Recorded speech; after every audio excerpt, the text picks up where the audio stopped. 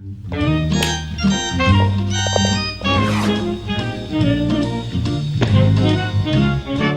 I'm Kelsey McAllister, granddaughter of George McAllister.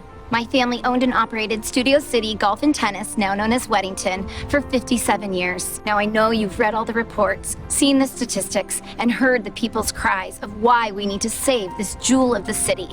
But I'm here today to shine a light upon a new perspective from the family that knew this place best of all. Grandpa George and the 5 McAllister boys. Hi, my name is Patrick. My great-grandfather is George McAllister, and I want to tell you a story. Let's start at the very beginning. Back in the 1920s and 30s, there was an Australian man named Joe Kirkwood who became a professional golf trick shot artist and spread his love of the game all over the world by entertaining people with his fun and silly performances. His son, Joe Kirkwood Jr., followed in his father's footsteps, and the two became a well-known duo on the golfing circuit. Because of his handsomely good looks, Joe Jr. soon got discovered by Hollywood and became a big movie star. Known as the ideal American boy hero, he hung out with iconic stars like Marilyn Monroe and Judy Garland. He even earned a star on the Hollywood Walk of Fame.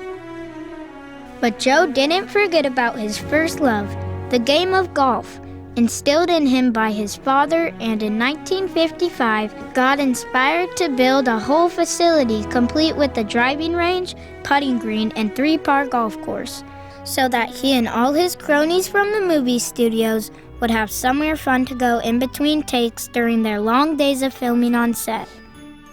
Joe picked out the perfect place for his vision, right around the corner from the CBS Radford lot off of Ventura Boulevard on Whitsett Avenue, smack dab in the middle of Studio City, and asked Fred Weddington, the man who owned the land, if he could lease 16 acres of this green open space to build his dream course. Fred Weddington loved this idea and gladly approved.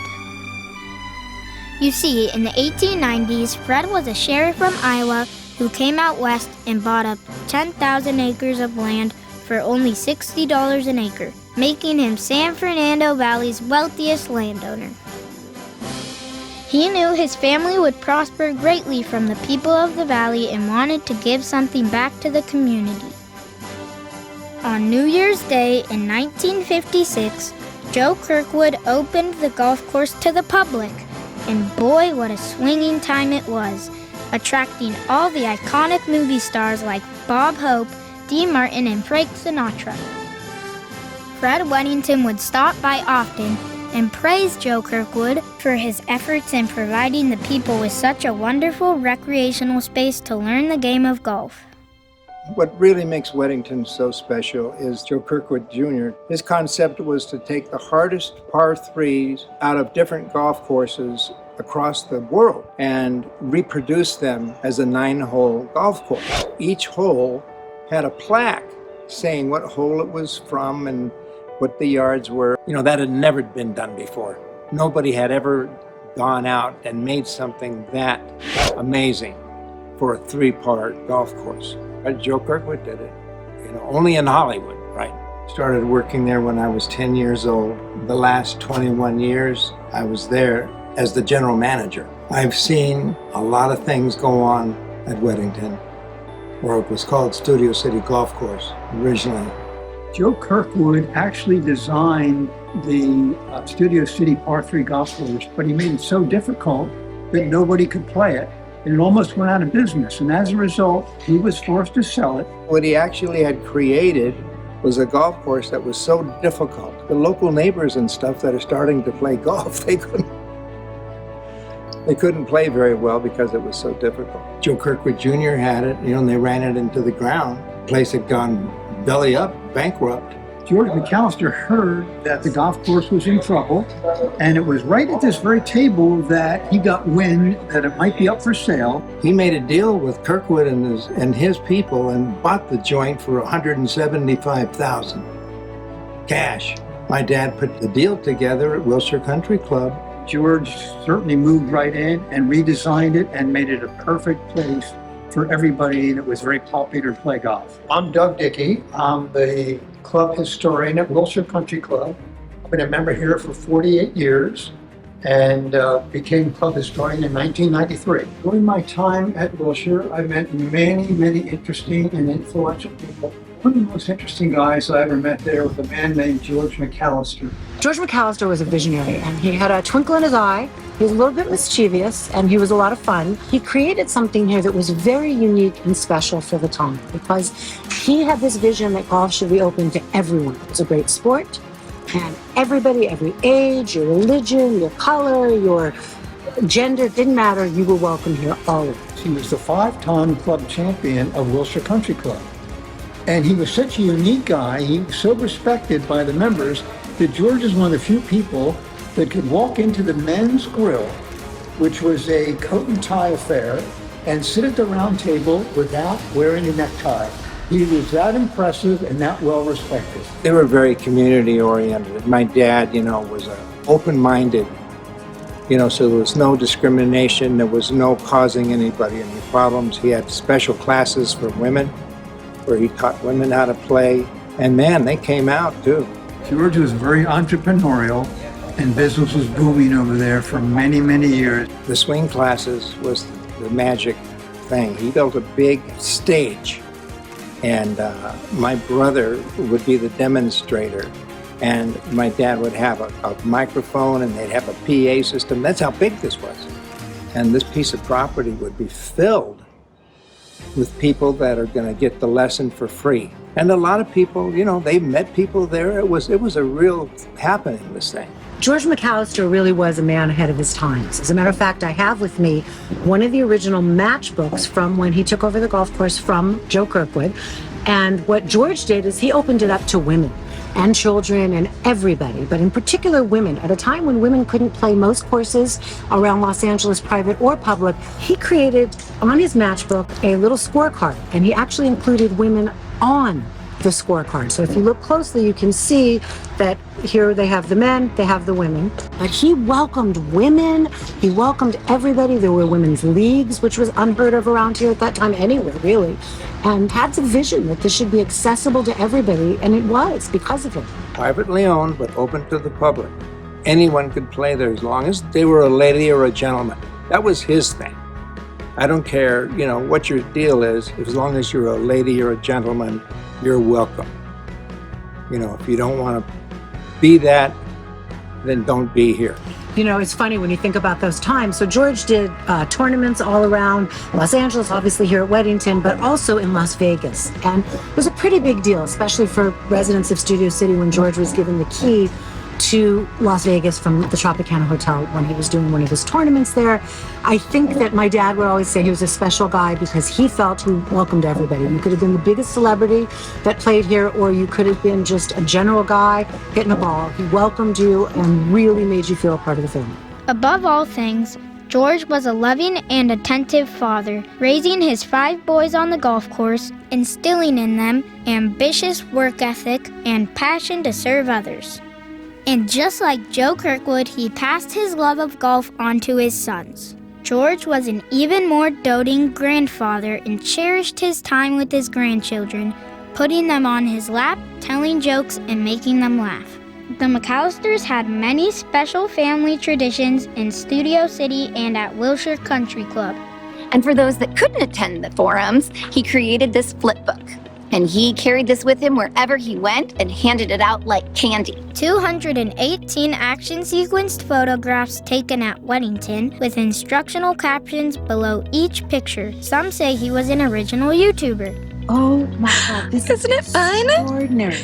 He used to give them out left and right. My dad, I believe, had one of these. Along with the flip book, my grandfather created a best-selling video called Golfer Sizes, which gives instructions on the perfect golf swing.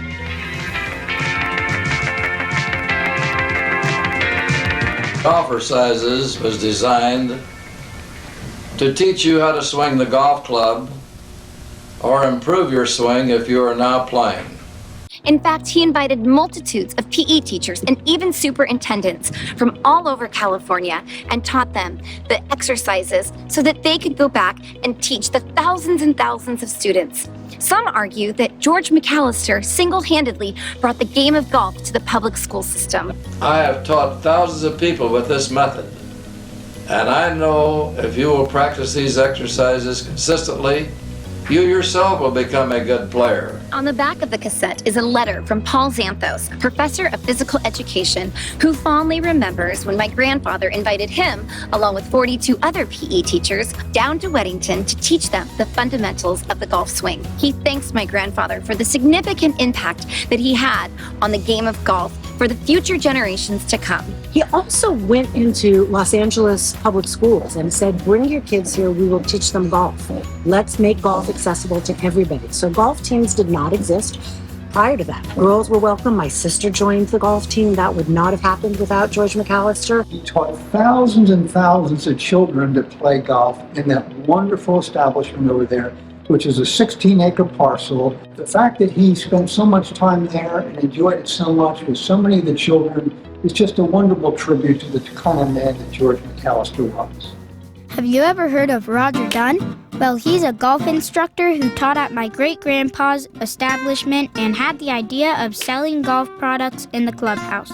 But George McAllister was adamant that the clubhouse remain more like a living room for his patrons, neighbors, and friends, not like a big retailer. He told Roger that he could set up a trailer in the parking lot and sell his golf products there. And so that became the first Roger Dunn golf shop. So in the clubhouse here, what was so cool is there used to be chairs and couches and people would sit and visit, but there was also a TV. And so the community would watch things together. And in fact, they had a lot of people here for the moon landing. This is where I actually, when I was a little girl, watched the moon landing with the community sitting here. TV used to be right there. Okay, Neil, we can see you coming down the ladder now. In this 1987 LA Times article, it says that Weddington is nationally known for being the place where the major redesign of the clubhead was made. It was at Weddington that my brother John McAllister redesigned the golf club with Arnold Palmer.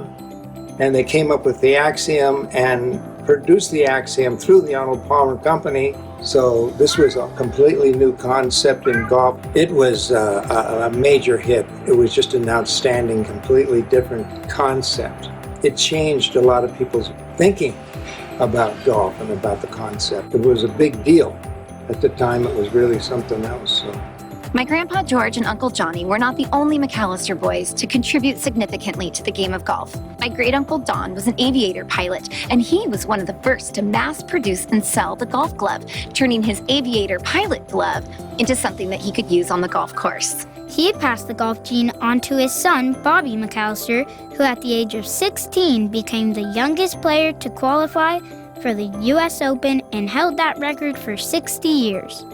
Bobby went on to win many professional tournaments in the PGA, and in this picture, you can see him wearing his dad, my great-uncle Don's famous golf glove that sold like hotcakes.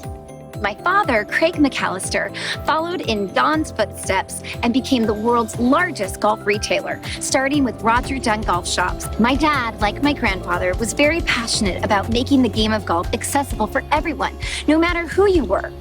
Before, you could only buy golf equipment at country clubs and it was all very expensive, which excluded a lot of people. But my dad started opening up discount golf stores all over the country and they became quite successful because he always put the customer first. And everything that my dad learned, he learned here at Weddington. Many people ask me, Kelsey, what is the secret to your dad's success? And the answer is always customer service. And this is something that my father learned from his father here at Weddington.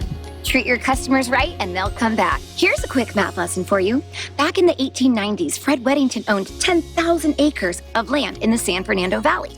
16 of those acres were here, and he leased them for a bargain, $1,000 a month, to my grandfather as a way of giving back to the community. He was adamant that this place remain a recreational facility in perpetuity because he had 9,984 other acres to profit off of. He saw this as a way of giving back to the community, and he was so pleased with the way that my grandfather was treating the property and growing it and taking care of it that he downzoned it to agriculture, which is the lowest value that you can give land, to make sure that it would remain for the people, an open space for the people forever. It was only 1/625 of his land.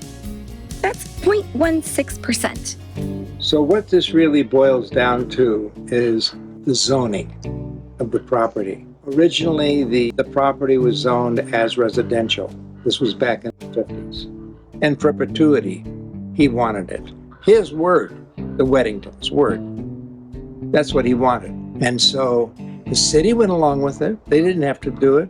No one had to do it. They all had the same thing in mind as recreational facility for the neighborhood, for the public. He wanted to give something back to the community, and here was his opportunity.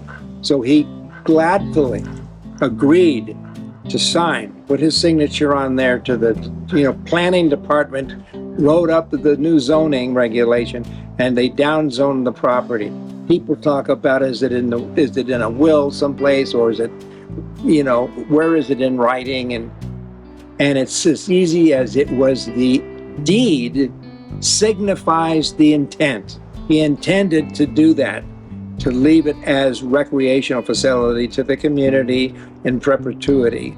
And what shows that is the fact that he downzoned the property without getting anything for it. He decreased the value of the property forever, costing him, and he didn't get anything for it other than his wish to give something back to the community, and that's what he did. And I don't think that should be taken away from him. He did that on purpose. This is something that he left for the community.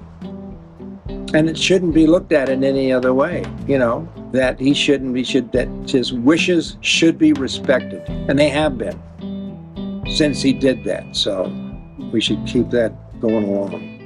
My family is as Scottish could be, and I love wearing the McAllister plaid tartan. Our family motto is fortiter, which means boldly, and our family crest is a hand holding a dagger. So I cannot sit back and watch Studio City lose Weddington without putting up a bold fight. Statistics of Harvard-Westlake's proposed sports complex keep haunting my mind.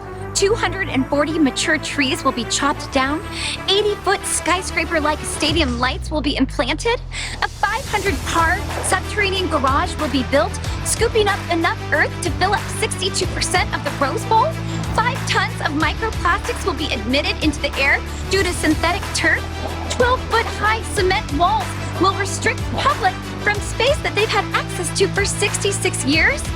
This is all too much. Just like I say on HGTV's show, A Very Brady Renovation, it was very important for my family not to sell Grandma Vi and Grandpa George's house to somebody that was just going to put a wrecking ball through it. And the same thing goes for Weddington. Please, let's get it in the hands of someone that will preserve the legacy of Weddington and what it's brought to the community. It's not even 8 o'clock in the morning, yet it's already too hot for me to enjoy my coffee. Here in the San Fernando Valley, the temperatures keep rising. And did you know that with Harvard-Westlake's proposed plan to install 2 synthetic turf football fields, it's going to create a heat island? That means that when it reaches 90 degrees out, which we know those days are plentiful around here, the turf is going to be 200 degrees Fahrenheit. And then they'll have to use water to cool it off, and then the water will be flushed into the LA River full of microplastics and toxins, poisoning our water supply. We need to keep LA cool and keep this beautiful, lush green pasture from becoming a scorched heat island. In this post-pandemic world, we all know that mental wellness is a hot topic. Some common ways to fight anxiety and depression are being outside in the fresh air and sunshine, check. Connecting with community, check. Exercise, check. And engaging in a favorite pastime or hobby, check. It looks like Weddington checks all the boxes when it comes to making people happy. Golf is not only a good game to play, but is also relaxing and gives you good exercise. Please, studio citizens, I ask you, help us keep the Harvard-Westlake buses off of Whitsett. They claim that Weddington is not a profitable business, but take it from someone whose family has been in the golf industry for over 60 years. Golf is at an all-time high, and this parking lot is always full. Why would we be getting rid of a profitable business during these uncertain economic times? This place provides employment, it provides happiness, exercise, fresh air, all of the above. Let's do what we can to save Weddington and speak up and let our voices be heard. And here at a recreational park that the students of Harvard-Westlake have access to. It's got bleachers, dugouts, fields, grass, stadium lights, the works. I don't understand why they feel that they need more space when they've got 2 campuses and all of this. So the students of Harvard-Westlake use this facility? Yes, they do. They use it all the time. Buses come all the time. Yeah, Monday through Friday. Whatever season it is. So we are here today to wash people's clubs and to inform them of what's going on, the current status of the property, that it's not a done deal. I have been having so much fun today, passing out these bag tags and bumper stickers and meeting the people that come here. And they're also excited to learn about what is happening. They're also curious. I live a block from the golf course. This is the most beautiful piece of land in the valley. This has been here forever. If you kill and murder 300 trees at least, not to mention the animals that live here at night, what are we doing and what are we telling the future? Yes, trees are expendable, cement swimming pools, training grounds for rich students, all that is more important than nature, and that is the wrong thing to go. So I said what I'm gonna do, if these bulldozers and tree choppers come in, I'm getting a chain, I'm gonna chain myself to a tree, and you know what? They can take me to jail. Because like I say, I've been in jail, and I'm willing to go to jail for this. Because this is the most beautiful thing. I am too. I have lived here 20 years. I've been in LA for 50 years. And if this goes away, what do we have left?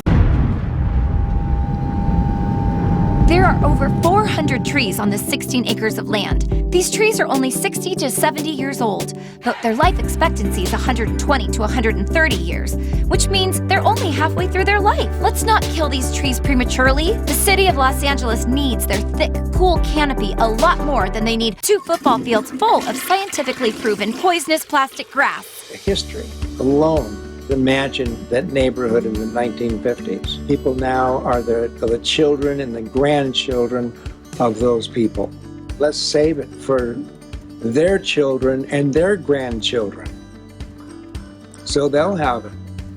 And they won't have to go through this fight every 3, 4, 5 years. Did you know that these tennis courts along Whitsett were historic? According to this LA Times article written in 1987, it says that Weddington was one of the first private clubs, maybe the first, to think of charging the public to reserve courts on an hourly basis.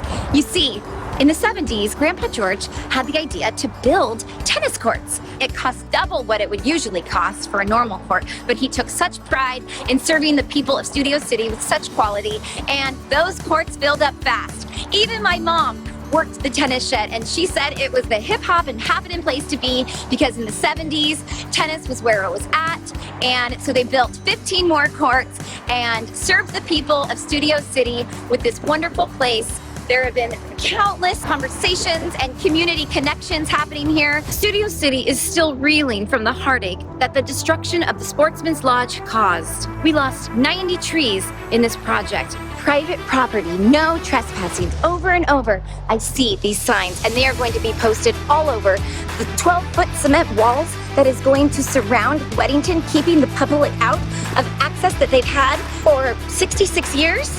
I know there are so many animal lovers like me out there, and it just broke my heart when I learned that there are not only skunks, squirrels, raccoons, bunnies, there's also possums, foxes, coyotes. This place is a wildlife preserve with all the birds, the egrets, the owls. We need to preserve this place and let Weddington stay Weddington, and let these beautiful trees that are only halfway through their life, let them remain the home of all of these sweet little animals. Let's all continue this beautiful cycle of life here on Whitsett. My mind is so troubled at what Harvard-Westlake wants to put here. big bleachers with a press box to hold 40 members of the paparazzi, sponsored by ESPN. Is this Friday Night Light football or the NFL? This cute little neighborhood cannot handle the noise decibel that 500 cars parking in the subterranean garage, crowds cheering, lights flashing, cameras going off, the lights of the stadium powering down upon us. We need to keep this place nice and peaceful and quiet and calm. Let's keep the NFL out of the cute little neighborhood of Weddington. This is a very special place, not just to me. There are thousands just like me. Thousands and thousands of people want to save this property. They benefit from it. There's nothing like this in LA where for $20, $10, depending on your age or what you're looking to do, you're golfing, you're spending time with people in your community. It cannot be replaced. It is irreplaceable and it should be saved. It's a very, very valuable place. Did you know that there used to be a golf course where the Harvard-Westlake campus is now, on Coldwater Canyon? The Hollywood Country Club used to be nestled in the hills of Studio City, complete with equestrian center and beautiful ballroom. But in 1937, Harvard-Westlake tore the whole thing down to build their high school. The school's motto in Latin means they can because they think they can. To take away two golf courses in the same city just down the street from each other just doesn't seem right. And just because Harvard-Westlake thinks they can, doesn't mean they should be able to take Weddington away from the people of Los Angeles. If this place gets destroyed, where will all the children go to play tennis and learn how to play golf? If Weddington goes away, it would make me sad for all the kids who learned how to play golf and tennis here. There's a bus that comes from very deep in the valley all the way up Whitsett, and its actually destination is marked as Weddington Golf. Many of these people can't afford to join the country club. People are coming from all over to enjoy this beautiful. Please save Weddington for the children. This property was left to the people by Fred Weddington and was later confirmed by Milo Weddington. For the city to allow any change in the present use would be unthinkable. And today, these are my thoughts completely. Please do everything you can to help us keep the conditional use permit the same. Everybody had the same intent, was to save the property. You know, that's what the neighbors really want. That's what the neighborhood wants. To lose this wonderful recreational facility is unthinkable. You know, it's right here, and all you have to do is leave it alone. My family poured their blood, sweat, and tears into this property for the people of Studio City, for the enjoyment, and for the love of the game of golf. Let Joe Kirkwood, Fred Weddington, and George McAllister smile down from heaven, knowing that their dream, their vision, the fruits of their labor will continue to sparkle as the rare gem of Studio City's community for generations to come. It did its thing. It's still open to the general public, and it's still zoned that way. It can never be replaced. So please help us in preserving the legacy and the special memories that lay here at Weddington. Good luck, and I know you're going to enjoy the game. Save Weddington Golf and Tennis! Save Weddington Golf and Tennis! Louder! Weddington Golf and Tennis! Save Weddington Golf and Tennis! Save Weddington Golf and Tennis! Save Weddington Golf and Tennis! Save Weddington Golf and Tennis! Save Weddington Golf and Tennis! Save Weddington Golf and Tennis!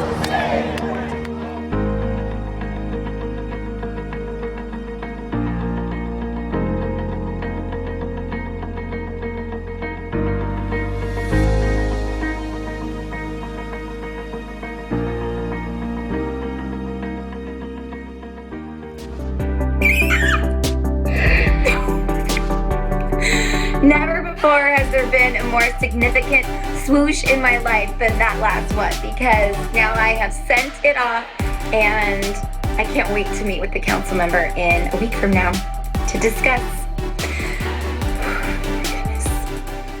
I have poured my heart and soul into a documentary called Golfingly Yours, and I have made it just for the councilwoman and her team.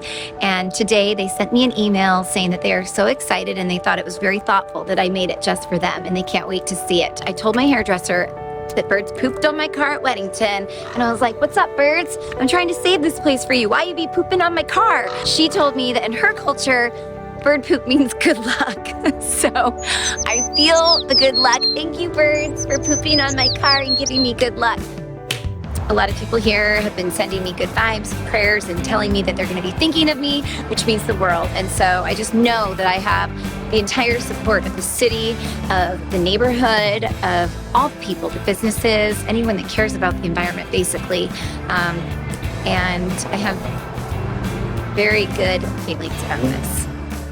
The power of these buildings, of the legal system and the government, I know that we are going to figure out what the right thing to do is. And the right thing to do is save Weddington for the people of Studio City. And here I go, marching into those doors, gonna make it happen.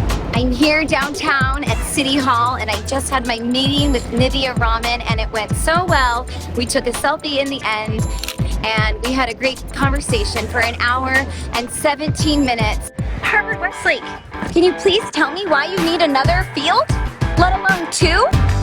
You have so many mature trees. Let us keep our trees at Weddington Golf. Yards and yards of fake grass. I see the bleachers. I don't understand why you need more, Harvard-Westlake. You're a small private school. Why do you need more bleachers? Do your teenagers not make out underneath these ones? Uh-oh. Are they coming for me? Stay tuned for our call to action when we'll need your help to send emails to the council members. Save Weddington! By saving Weddington Golf and Tennis, we won't be overcrowding all of the surrounding municipal courses. Woohoo! All the corners of Studio City, I'd love to see it. It's not a done deal. I cannot imagine a world without this iconic sign tracing the corner of Whitsett and Valley Springs. Do you see these animals' homes behind me? Let's not give them an eviction notice and leave it the way it is. And you hear that bus noise? If Harvard-Westlake turns this into a sports complex, these bus noises are going to be ruining this beautiful, quiet neighborhood that's used to just the birds chirping. Okay, there's a really suspicious van right here, and it needs to go away.